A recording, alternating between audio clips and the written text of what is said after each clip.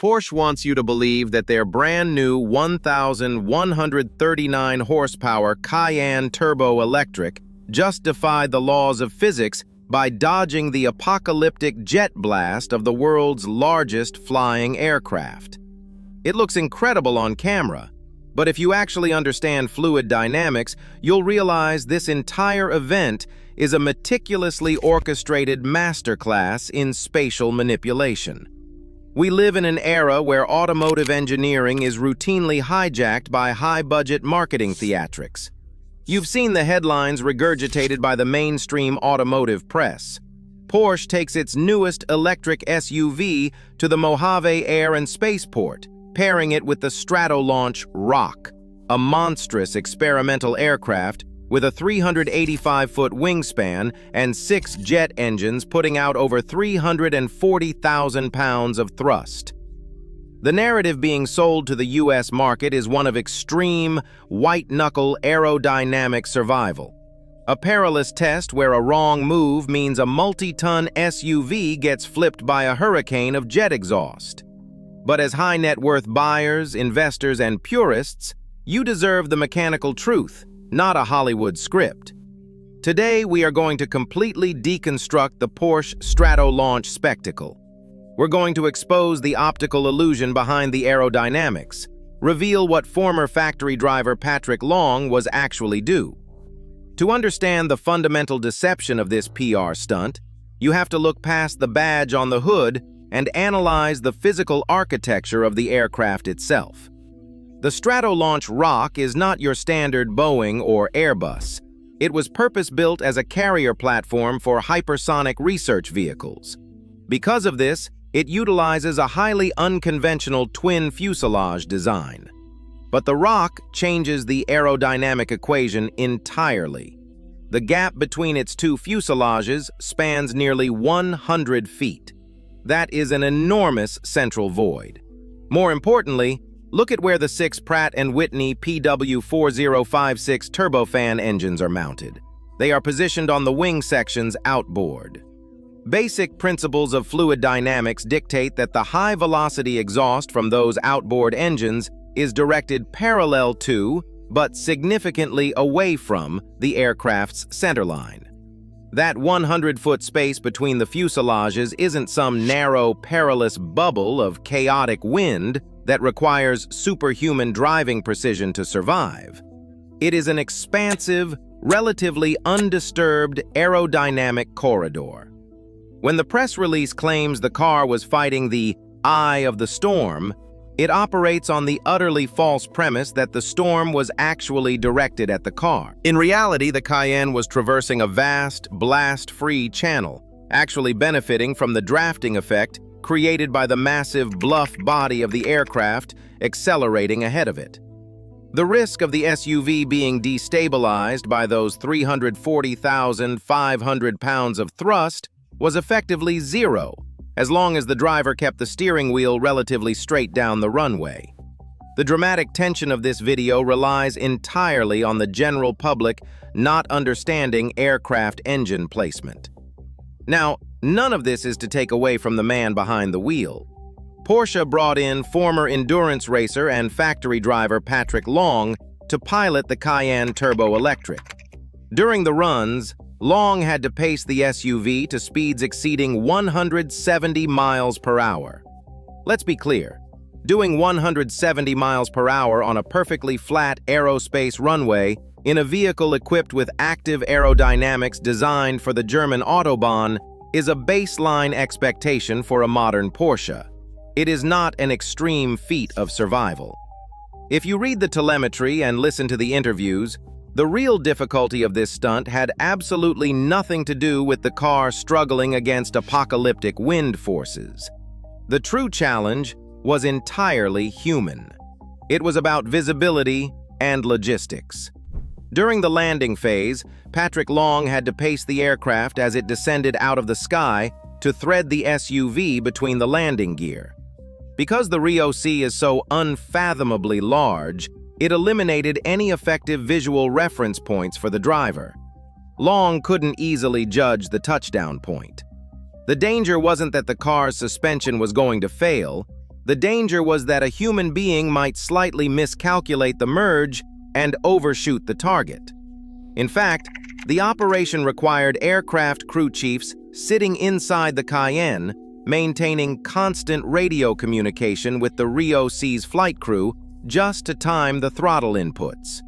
It was a brilliant display of coordinated aviation communications. But to package it and sell it to the U.S. dealership network as a test of the vehicle's structural fortitude, that is fundamentally disingenuous. If you've been in the Porsche ecosystem for a while, you know this isn't their first time using an airplane as a colossal prop.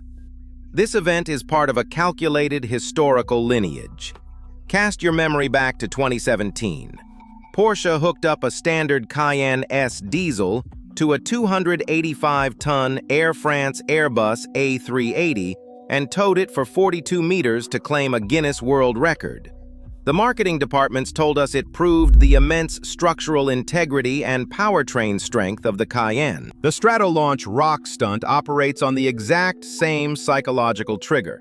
It just swaps out brute force, low-speed torque for high-speed aero. In both cases, the massive scale of the airplane is deployed to dwarf your critical thinking. They want you to equate proximity to aerospace engineering with vehicular superiority. And this brings us to the ultimate, frustrating irony of the whole spectacle. By focusing on a fictional battle with jet exhaust, Porsche's marketing team is actively burying the genuine. Let's look at the actual hardware underneath the sheet metal. We are talking about a 1,139 horsepower machine that rips from 0 to 60 in 2.4 seconds. It is the most powerful production Porsche ever built, period. In some configurations, its sustained output even surpasses the track-focused Taycan Turbo GT. If you own an electric vehicle, or if you're looking at dropping $170,000 MSRP on a luxury EV, you know that the greatest enemy isn't aerodynamic drag. It is thermal derating. When you take a 6,000-pound electric SUV and subject it to sustained, maximum acceleration runs, the battery pack, the inverters, and the electric motors generate an ungodly amount of latent heat. If the thermal management system can't pull that heat away instantly, the battery management system, the BMS, steps in. It drastically cuts your power output to prevent the battery from going into thermal runaway. You bought 1,100 horsepower, but after 2 hard pulls, the car only gives you 500. But look at the telemetry from Mojave. Patrick Long executed 4 consecutive, full-throttle, maximum power runs up to 170 miles per hour.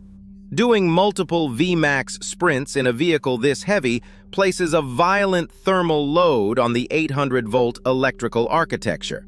The fact that this Cayenne maintained consistent, brutal acceleration without suffering a massive power loss from thermal derating is a profound engineering victory. Even more staggering, Porsche reported that the vehicle consumed a mere 13% of its battery capacity across all 4 high-speed passes. That is the real story. Designing a liquid cooling loop capable of shedding the heat generated by over 1,000 horsepower over successive 170-mile-per-hour runs is what justifies the price tag. Yet this incredible thermal stability is relegated to a footnote in the press release, passed over in favor of quotes from brand ambassador Orlando Bloom talking about dead space and jet streams. Porsche built a legitimately groundbreaking electric powertrain, but somewhere in the corporate boardroom, they lacked the confidence to market it on its empirical merits. So, what does this mean for the US buyer? It means you have to separate the vehicle from the circus. If you walk into a Porsche dealership tomorrow to secure an allocation for the Cayenne Turbo Electric, you aren't going to be fighting jet blast. Your biggest obstacle is going to be your local dealer trying to hit you with a $30,000 ADM, additional dealer markup, on a car that already pushes $170,000. We also have to talk about the brutal reality of EV depreciation. We watched the Taycan market absolutely crater on the secondary market over the last 2 years. High net worth buyers took massive 6-figure baths when it came time to trade in. The Cayenne Turbo Electric has the performance to blow the doors off almost anything with a license plate, but it is stepping into a volatile American EV market plagued by charging infrastructure anxieties and shifting consumer sentiment. The purists will sit in the forums and claim they'd rather have a naturally aspirated flat six with a stick shift or an old-school V8. And emotionally, I get it. The tactile engagement of a manual transmission cannot be replicated by software. But from a pure, brutal physics standpoint, the thermal management happening beneath the floorboards of this electric Cayenne is a modern marvel.